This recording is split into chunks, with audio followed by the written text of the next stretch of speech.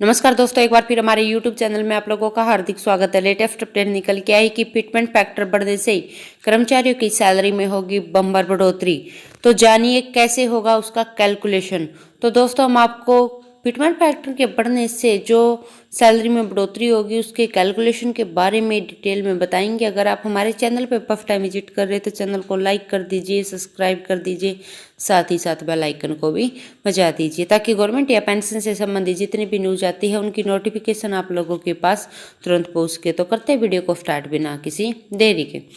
दोस्तों, केंद्रीय कर्मचारियों को एक बार फिर खुशखबरी मिल सकती है। नए साल में सैलरी में इजाफा होने की उम्मीद है। साल की शुरुआत में केंद्र और राज्य कर्मचारियों का फिटमेंट फैक्टर बढ़ाया जा सकता है। कर्मचारियों को एक फिर बार सैलरी की खुशखबरी मिलने वाली है। महंगाई भत्ते में फिर HRA और TA प्रमोशन मिलने के बाद अब नए साल पर उन्हें फिर से तोहफा मिलेगा। दरअसल फिटमेंट फैक्टर बनाने की चर्चा चल रही है। इससे पहले साल 2016 में फिटमेंट फैक्टर बढ़ाया गया था, तो इसी साल 7वां वेतन आयोग भी लागू हुआ था। उस समय कर्मचारियों की न्यूनतम सैलरी 6,000 रुपये से बढ़कर सीधे 18,000 रुपये हो गई थी। अब सरकार साल 2022 में केंद्रीय कर्मचारी की सैलरी फिर से बढ़ोतरी के बारे में सोच रही है। सूत्रों की माने तो साल की शुरुआत में केंद्र और राज्य कर्मचारियों का फिटमेंट फैक्टर बढ़ सकता है। फिटमेंट फैक्टर बढ़ने से केंद्रीय कर्मचारियों के न्यूनतम वेतन में एक बार फिर बढ़ोतरी होगी। फिटमेंट फैक्टर वो फैक्टर है जिन्हें केंद्रीय कर्मचारियों की सैलरी 2.5 गुना से ज़्यादा बढ़ जाती है और 7वें वेतन आयोग की सिफारिश के अनुसार केंद्रीय कर्मचारियों की सैलरी भत्तों के अलावा उनकी बेसिक सैलरी और फिटमेंट फैक्टर से ही तय की जाती है। दरअसल केंद्र और राज्य सरकार के कर्मचारियों की लंबे समय से मांग है उन्हें फिटमेंट फैक्टर को 2.57% से बढ़ाकर 3.68% कर दिया जाए।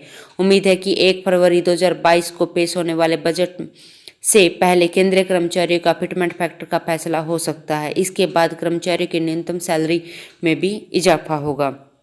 तो दोस्तों, कैसे होगी फिटमेंट फैक्टर की कैलकुलेशन वो हम आपको बताते हैं।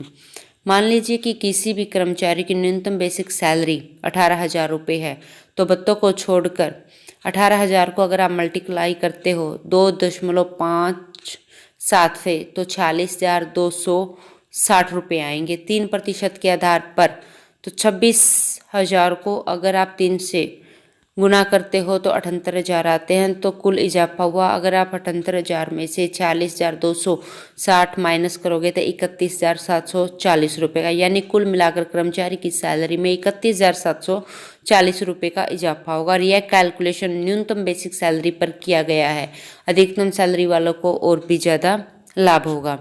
केंद्रीय कर्मचारी को फिटमेंट फैक्टर को केंद्रीय कैबिनेट से मंजूरी मिल सकती है। बजट से पहले कैबिनेट के प्रपुल के बाद उन्हें बजट के एक्सपेंडिचर में शामिल किया जा सकता है, लेकिन अगर इसे कैबिनेट की मंजूरी मिल जाती है तो इसे बजट ड्राफ्ट में शामिल करने के लिए कोई खास जरूरत नहीं है। फिटमेंट फैक्टर को अगर मंजूरी मिलती है तो कर्मचारियों की सैलरी में एक बम्पर इजाफा होगा। दरअसल फिटमेंट फैक्टर बढ़ने से न्यूनतम वेतन की बढ़ोतरी होगी। फिलहाल कर्मचारियों को 2.57% फिटमेंट फैक्टर के आधार पर सैलरी मिल रही है। अब उन्हें बढ़ाकर 3.68% किया जाने पर चर्चा चल रही है। दोस्तों, सरकार 7वें वेतन आयोग की सिफारिश को लागू करना चाहती है, लेकिन न्यूनतम सैलरी को बढ़ाने के पक्ष में नहीं है। सरकार फिटमेंट फैक्टर को 3 गुना बढ़ा सकती है। फिटमेंट फैक्टर के बढ़ने से कर्मचारियों की बेसिक पे 18,000 रुपये से बढ़कर 21,000 रुपये हो जाएगी। कैबिनेट सचिव से कर्मचारी यूनियन की मुलाकात में उन्हें आश्वासन भी दिया गया था कि सूत्रों की माने तो सरकार अब फिटमेंट फैक्टर की तरफ ज़्यादा ध्यान दे रही है। तो दोस्तों, आज के लिए इतना ही। मिलते हैं नेक्स्ट वीडियो में, तब तक के लिए जय हिंद, जय भारत।